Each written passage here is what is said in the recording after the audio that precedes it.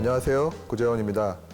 제가 이 시간에 설명해 드릴 주제는 2013년 노벨 생리의학상을 수상한 세포 운송 시스템 조절 메커니즘입니다. 이렇게 말씀드리면 뭔가 복잡하고 어려운 주제로 들리시겠지만 우리 몸 안에 아주 정밀한 택배 회사가 있다고 생각을 해보면 조금 더 쉽게 이 주제에 접근해 볼 수 있을 것 같습니다.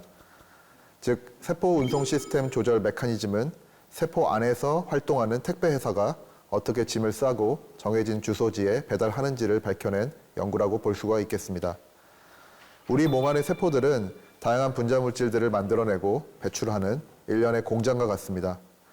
예를 들면 췌장세포는 혈당을 조절하는 인슐린 호르몬을 만들어낸 뒤에 혈액으로 배출을 하고, 신경세포는 신경전달 물질을 만든 뒤에 다른 신경세포로 전달해서 우리가 걷고 말하고 생각하는 그런 모든 활동을 가능하게끔 합니다.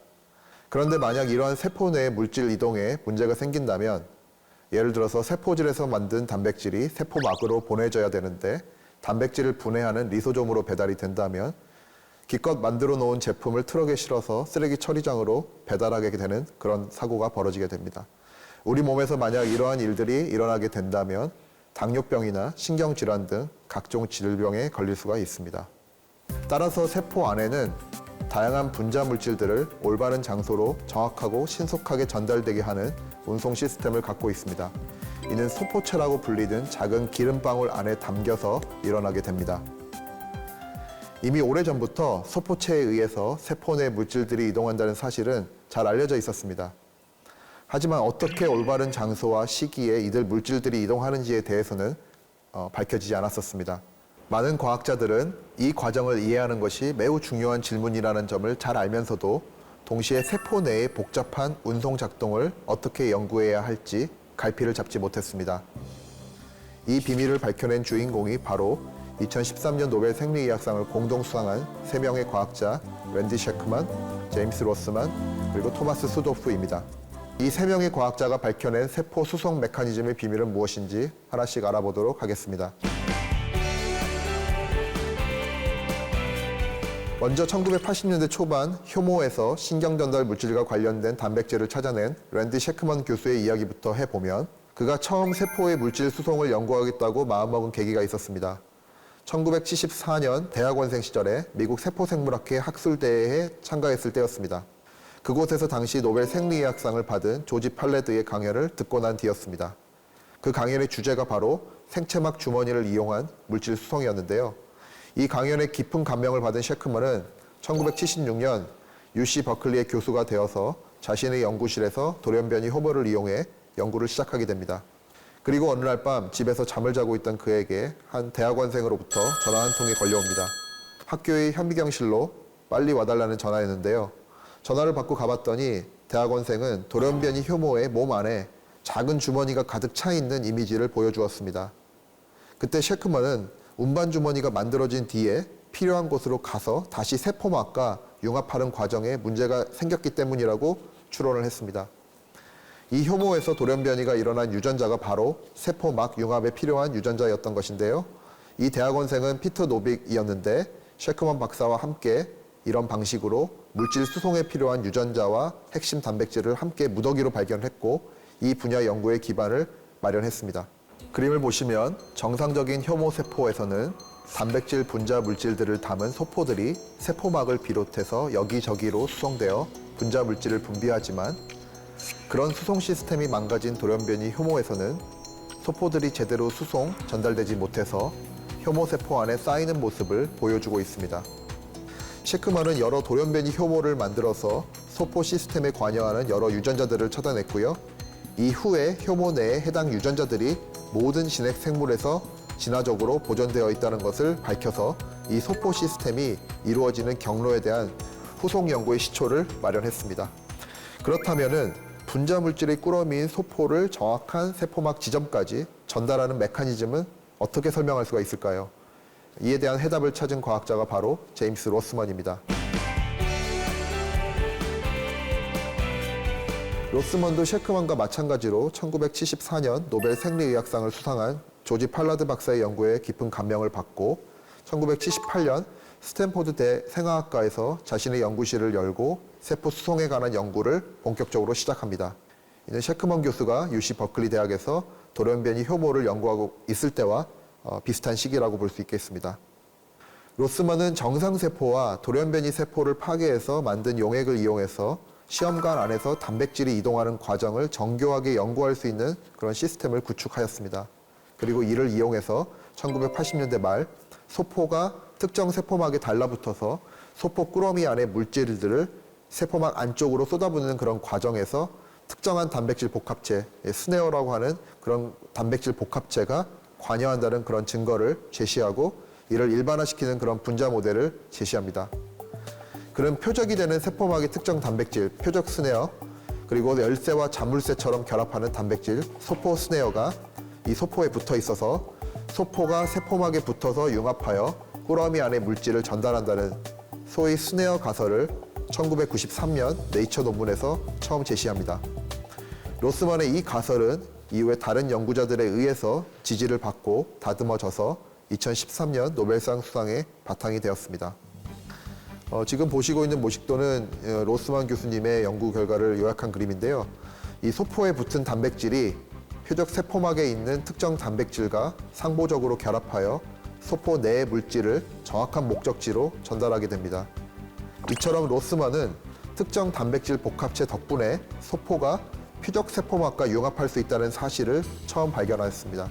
그렇다면 세포막에 달라붙은 소포에서 분자 물질이 아무 때나 세포막 안쪽으로 쏟아져 들어가는 것일까요? 그렇지 않습니다.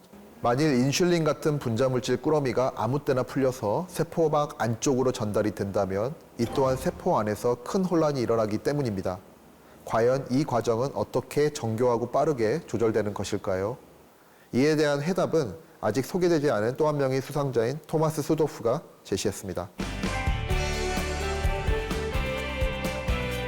가장 후발주자라고 할 수 있는 수도프는 셰크먼과 로스먼의 연구를 토대로 정확한 시기에 배송된 물질을 목적지에 전달하는 타이밍을 결정하는 분자 기전을 규명하여 학계의 주목을 받았습니다.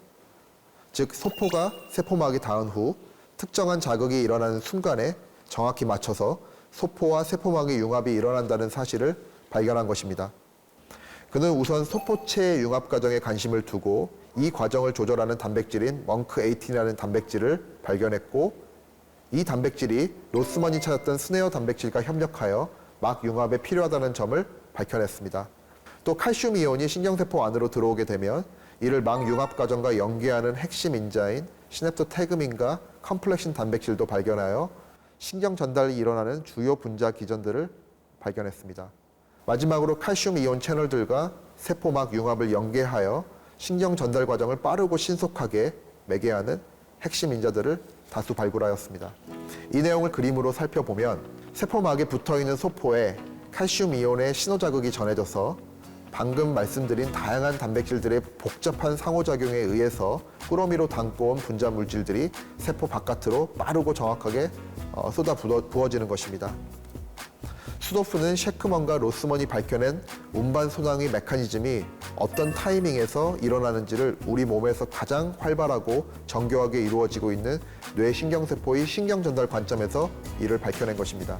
지금까지 살펴본 세 과학자들의 연구 성과를 종합해보면 셰크먼은 세포 내 소포체 운송에 관여하는 핵심 인자들을 발견하였고 로스먼은 세포막 융합에 필요한 핵심 모델을 제시하였으며 수도프는 동물이 뇌에서 신경전달 물질을 분비하는 소포체의 종합적인 작동 방식을 규명했다고 볼 수 있겠습니다. 이야기를 통해서 아셨겠지만 이 세 사람은 비슷한 시기에 서로 독립적으로 연구를 수행했으며 심지어 초기에는 서로 다른 연구 목표를 갖고 그 과학 경력을 시작했으나 궁극적으로는 세포 생물학의 가장 중요한 질문 중 하나였던 세포 내 단백질 운송의 기전의 근본적 이해에 큰 기여를 할 수가 있었습니다.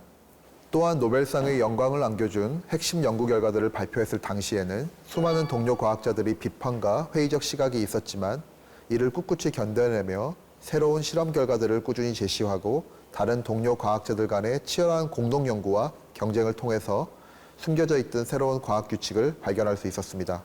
이들의 연구 성과가 질병 치료제 개발과 같은 성과로 바로 이어진 것은 아니지만 전 세계 수많은 과학자들에게 폭넓은 연구 방향을 제시하고 궁극적으로는 치료제 개발이 가능하게끔 그런 아이디어들을 제공한 것이 사실입니다. 재미있게도 주름을 없애준다면서 미용 치료용으로 널리 쓰이고 있는 보톡스가 바로 수상자들의 연구를 기반으로 한 대표적인 결과물입니다. 보톡스는 보툴리늄 독소 A형을 상품화해서 만든 약제의 이름으로서 이 보툴리늄 독소를 이용해서 시행하는 치료 방법을 우리가 보톡스 시술법이라고 부릅니다. 이 독소는 운동신경 말단 부위에서 아세틸콜린의 분비를 억제하여 이에 해당하는 근육을 마비시킵니다. 처음에는 근육 긴장 이상을 치료하는 치료제로 쓰이다가 독소를 주입한 부위의 주름이 없어진다는 사실을 우연히 발견한 뒤로 미용적 주름 치료에 이용되게 되었습니다. 또한 효모를 이용한 인슐린의 생산도 이 셰크만 연구의 우연한 부산물이라고 할 수가 있는데요. 현재 당뇨병 환자의 치료용으로 널리 사용되고 있는 인슐린의 약 30%가 효모에서 생산되고 있다고 합니다. 만일 셰크만의 연구가 없었다면 아직까지도 많은 당뇨병 환자들은 소의 췌장에서 뽑아낸 인슐린에만 의존하게 되어서 지금보다 훨씬 비싼 가격으로 인슐린 주사를 맞아야 했을 것입니다. 무엇보다도 이들의 발견이 매우 의미가 있는 점은 세포 간 소통 과정이 어떻게 일어나서 세포 안과 밖의 정확한 지점에 물질을 전달하는지를 우리가 근본적으로 이해하는데 중요한 발견이 됐다는 점이고, 이를 통해서 우리 인류는 세포 생리학의 커다란 수수께끼 하나를 풀 수 있었다는 점입니다. 모든 연구가 그러하듯이 이들의 연구 결과들도 수많은 다른 흥미로운 그런 질문들을 만들어냈고, 앞으로 많은 과학자들이 이러한 새로운 질문들에 도전할 것으로 기대합니다. 노벨상 수상 자체가 한 나라의 과학 수준을 절대적으로 대변하는 것은 아니지만, 과학을 중시하는 문화가 사회 전반에 걸쳐 자리 잡는다면 과학 국력에 크게 이바지하고 이 부산물로 노벨상 수상자도 자연스럽게 나올 것으로 기대합니다. 감사합니다.